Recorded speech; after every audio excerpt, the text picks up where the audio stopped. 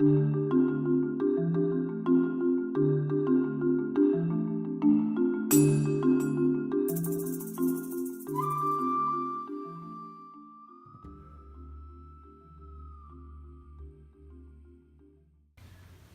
last session that Ginny and I were going to walk you through is on packing and hiking. And again, there are a couple of requirements. I wanted to just read these for both tenderfoot, mainly in the tenderfoot area. So tenderfoot 1, 5, and 8. Present yourself to your leader properly dressed before going on an overnight camping trip. Show the camping gear that you will use. Okay, explain a little bit about that gear. So that's stuff that we have here. Tenderfoot 5 is explain the rules of safe hiking, both on a highway and cross country during the day and at night, and explain what to do if you get lost. So that's another requirement for tenderfoot. And another one is explain why we use the buddy system. Okay, that was something that got brought home, and I'll just cover that very quickly here. I was at another hike peak hike that I was doing with my son and a buddy and his son a few years ago. We were hiking Wright Peak in the winter. We were doing this in February. It was like 50 below on the summit. It was really wicked cold. And there was a group in front of us who had been hiking Algonquin. It's on the same trail. And they came down, and we had them go ahead of us. We were at the junction. We were going to wait, have something to eat, and then we were heading down too. Brutal cold. I mean, brutal cold. And this guy, there were two or three guys and a woman who was pre-hypothermic when we met her. So we sent them down. My buddy and I were there with our two kids. They were 15, 16 years old. And we'd already gotten to the summit. Everything was good. We were heading down. And the group in front of us, one of the guys fell on there's a small little water area going down right that normally you just hop over. It's not a big deal. But he slipped and fell and broke his leg. In 50 below temperatures at about 4 o'clock in the afternoon. And it was really, really, really bad. And we tried to assess the situation. We really couldn't expose any flesh or anything because of the cold. Thankfully, one of the guys that was in the group with them had a sled. We couldn't understand why they would have had a sled. They weren't camping overnight, but he had a sled, and he had a couple of those Marmot 500 things that you go up Everest with. I mean, one of these gigantic puffy jackets and stuff like that. So they had a lot of good gear. We tried to do some evaluation. He would not get on the sled. The guy would not get on the sled. Why? And he was in too much pain. Oh. And it doesn't matter why. He was wigged out. Okay, so And we could not get him on the sled. And we actually told him, we said, listen, you're not going to make it because it's really, really cold, and once the sun goes down, it's going to get even worse. And on the trail part, it was probably 20 below. On the summit, it was 50. And he said, you're not going to make it. A lot of difference in survival then. Thankfully, we were able to get a call to the DEC, and they initiated a rescue, because most of the time phones don't survive very well in the cold, and your battery's dead. But we were able to get a 911, not a 911, but a DEC call in, and they brought in, they initiated a rescue, but the rescue was going to take a while. We tried to get this guy to get on the sled and get down the hill. Wouldn't do it, so we said, all right, see ya. It was my son and my friend and his son, and we had two kids, right? And we didn't want to be victims either. Mm-hmm. So the father stayed with the guy and his friend, and we took the woman who I said was pre-hypothermic. We got her out of there, and we went down, and they were able to initiate the rescue. They got him. I called the guy later that evening, found out he broke his leg in 2 locations. It was really, really bad. And all that to say, I learned why the buddy system was important. Because there are a lot of people that go hiking by themselves, and I don't get it. That same weekend, this was one of the February break weekend, in the White Mountains, there was a woman from New York City who was doing a presidential traverse. And so she got up one of the presidentials, I forget which one it was, and she was doing a solo hike, and it was the same weekend. So it was brutally cold. She did not return when she was supposed to. They initiated a rescue. They found her body like in between, and she was an experienced hiker. Found her body in the cull between two mountains. And it really brought home to me, because you get goofy sometimes when you see all this stuff about the buddy system. And they'll go to Massaweepy and they'll, some scouts walk into the bathroom, where's your buddy? And it's like, come on, give me a break, right? I need a buddy to go to the bathroom. It's right there. The outhouse is right there. I'm okay. But that just highlighted to me why it's really important to build into kind of just the thinking of these kids, even though technically, they don't need a buddy to go to the trading post. My rule is if But, you see it, you don't need a buddy. Yeah. But, trying to build that sort of thing in, because sometimes having a buddy is a matter of life and death, and in that case, it really was. So definitely build the buddy system into the things that you do, and try to help them to understand why that thing is important. That's all I wanted to say about the buddy system. You want to talk about gear? Let's talk about gear. Gear. We have all sorts of gear.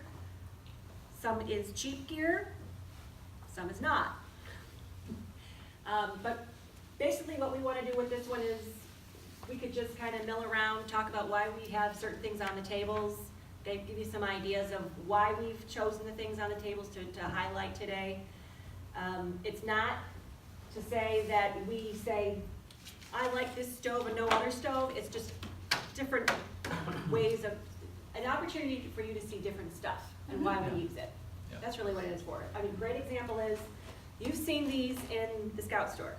Lucy lights? The Lucy lights. They blow up, they're solar lights. Okay, how much is a Lucy light in the Scout store? Don't record this part. They're what? I forget. $8 or $10? Yes, 8 or 10. All right. This one, same kind of light, Eddie Bauer. It was on sale, $10. Does the same thing as this. This one I got at the Harbor Freight. $1. They all do the same thing. You have options. You don't have to use the gear that someone says you should use. So there's a possible consideration would be weight. There's weight when it comes to, these all weigh different things. And battery life. Battery life. This one, what I like about this one is that it also has the red light on it, really light one, and then the flashing one. So it's just durability. What's that? There's a magnet on the back. No. Yeah. And it hangs up a lot easier than trying to find some way to hang your Lucy in the middle of your hair. Yes, this floats. This is really cool in water. It can get wet. When it comes to sleeping pads, this one, the reason why I brought this one is because this is a yoga pad, believe it or not, but it has the reflective on it. Everyone who rated this on Amazon was like, oh, this is an awful yoga pad, and then someone said, but I used it for camping because it reflects your heat back to you, and it's super, super light. It was expensive to have it shipped directly from China, but super light, and we use this for our winter camping. Great idea. This is another option. $16. Got it at Home Depot this week. You can put it under your sleeping pad, or cut it up in pieces, and now you have something dry to sit on. Oh, is it basically bubble wrap? It's reflective. Packaging. It's not packaging. I found it with all the other installation at Home Depot or Lowe's or your big box helper store. $16. You are guaranteed a dry butt by having that in your backpack. A really important thing. Speaking of butts, one of the most important things that you can have in your bag, in your pack, always, all right, especially for those of us gastro-challenged. Yeah, so you can take a look at this stuff along the same lines of what Janine was talking about. So here's a, really, there's a urine bag? I How Uh-huh. old is your urinal? Why would you buy a bag of Not beer? when you're a girl. Yeah. That was a gift. This is, I've used them. Ah. Was it a Awesome. Jane? Oh, so this It's is a how Jane. not splatter. Okay. That's the not yeah. splatter. Can we touch it? Yes. It's never been used. So just this is a same kind of along the same lines of what she was mentioning earlier. Here's a Light My Fire mess kit, fancy thing that you buy wherever you get this, and I forget how much I paid for this, because this was probably 25 bucks. Okay, I think this was like a Christmas present for one of my kids. This is mine, okay, that I pieced together by getting $1 plastic stuff at Walmart and not buying the Coleman knives and forks and spoons, but the cheap little 50-cent ones at Walmart. You know, most of the time for a mess kit, you really don't need to spend a whole lot of money on these things. In fact, we did this with one of our crossover groups. We had it as a den meeting. We bought them, basically a mess kit. And so when they crossed over, they were all prepared. So don't I feel highly like. recommend the ones at the dollar store that have cartoon characters on them, because then you know it's yours. Yeah. Remember that what you're doing here, we love gear, particularly dudes love gear, but you know, a lot of people like gear, and I love looking at all the stuff that people have. Yeah, yeah. Remember that what you're doing here is you're helping these crossover kids have what they need to go on a basic hike or a short backpacking trip. 98% of the stuff, unless you're going to, you're not preparing them to go to Philmont. That's what I'm saying. These are first class ranked scouts that are going to maybe go on a hike in Mendon Ponds Park or at Massawepie on their little 5-mile hike. They don't need hundreds of dollars worth of gear to do that sort of thing. Most of the time, you're not going on backpacking trips, frankly. You're doing car camping. In fact, IOLS is really, most of it's car camping stuff. You know, so this is really not high level. So look for things that are inexpensive. But anyway, you can check this stuff out. There's some winter stuff here. I didn't bring in like my winter gear, but stoves. I don't know if any of you are into hammocks, but there's an example of a hammock. Don't touch that. Yeah. No, actually, you can touch it, and I'll tell you why. Just water filtration, if you're interested. Hiking poles, mostly for us older people. The scouts don't tend to need them, but you might need them. Actually, what I found with Lights. the hiking poles, my son has had physical therapy for years, and he doesn't like hikes because he finds the whole process, you can't tell you can sort of tell that he's got some issues, but he finds it very exhausting and trying to constantly placing his feet is very difficult. So he said, get him a set of these and teach him how to use them, and he'll find at least the shorter hikes to be at least tolerable. And we have a few kids actually in our troop who have a couple of physical challenges, and they're finding those to be very useful. And I understand there's a wide range of prices on these things. So, Yep. you know, they're on my short list of Yep. next round of things to get. And if you're interested, you know, check out YouTube's got all kinds of, they do gear reviews. I'm a huge Kelty fan. They're really well-made stuff, tents, backpacks, internal, external frame. I mean, all those debates, there's a million people out there that are willing to tell you what they think about it. Do your own research on that. I did pass around a hiking list that I've used for both winter hiking and summer hiking. That's particularly geared to people that are doing high peak type stuff. But you know, your mileage may vary, but you can take that and use it as you see fit. Thanks for taking the time to watch these video recordings of the Introduction to Outdoor Leadership Skills, the Part A course. We hope that you're finding the information here helpful. If your council or district will allow you to use these videos for credit toward your IOLS training, that is, the Part A section of this course, we'd like to ask that you do something as a form of assessment when you're finished, kind of a way to let people know that you watch these recordings. Now, you'll need to contact your district training chair if you're planning to get credit for this part of the IOLS course.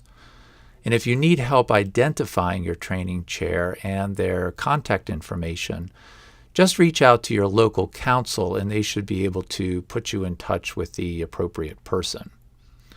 When you contact them, please let them know that you watch these videos and let them know a couple of takeaways that you gained through participating in this online course. Not only will this assure them that you watch these videos, but it might also help us to make sure that what we're offering here serves the needs of our volunteers.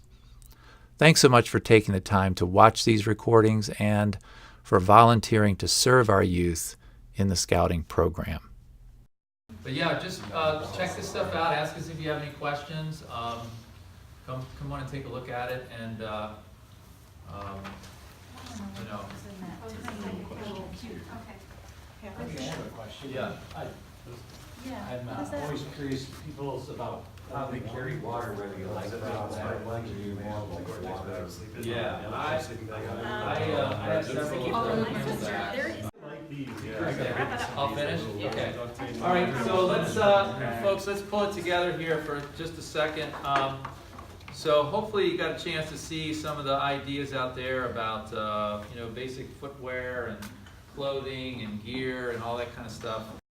You know, again, just to emphasize here, you're not helping these scouts. Most of this gear is, frankly, stuff that you may not actually need for the typical hike that you do with kids. But we like to show our gear, so there you have it. Any final thoughts or questions about any of this stuff? This is a fun thing.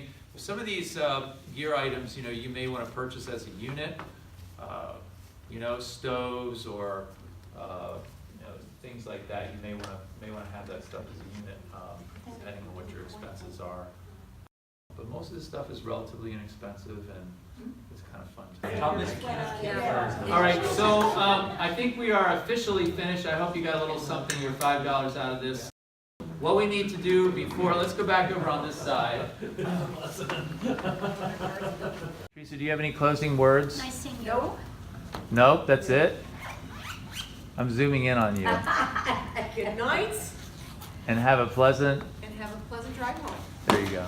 Say Any goodnight, closing Gracie. words for you, Ms. Thompson? Good night, Gracie. Good night, Gracie? Yeah. All right. Paula, how about you? Do you have any closing words? May you travel safely.